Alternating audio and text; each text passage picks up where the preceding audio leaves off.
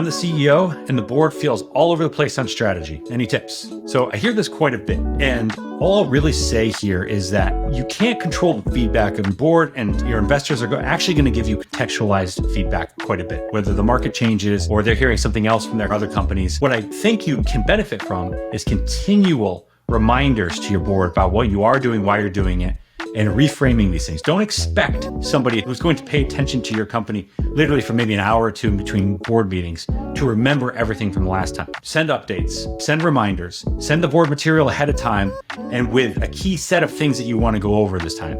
Remind them of what was decided last time so they don't reopen issues. If that continues to be a challenge for you with the board members or various investors, go talk to them directly. There might be something out of whack, and they might be miscommunicating, or you might be miscommunicating, but just go have the direct conversation with them. Direct communication is something you should be doing on a regular basis anyway, but particularly when you feel something's a little bit off.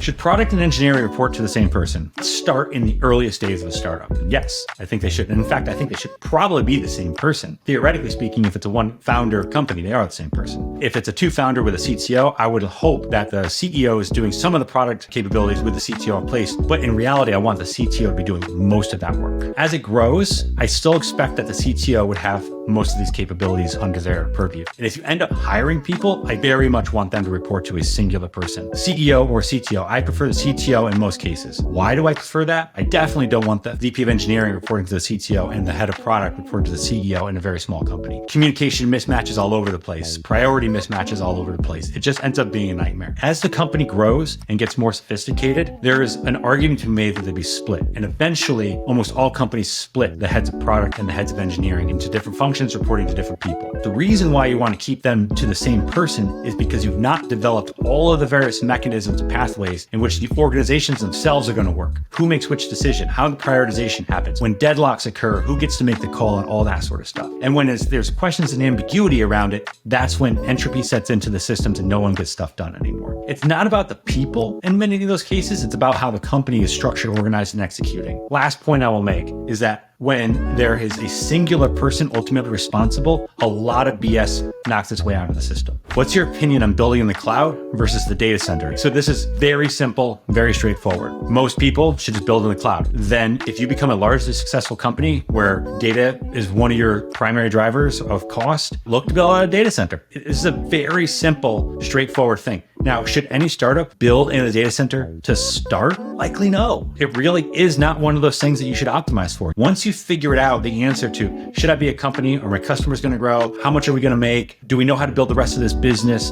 Then you start optimizing a certain set of things. And that includes decisions that would make you want to go to a data center. But if you're doing this at the seed stage or the A stage, you're missing the point of building a company. Get out of that mode, get your customers, figure out if you're going to be an enduring company, then the rest will take care of itself over time.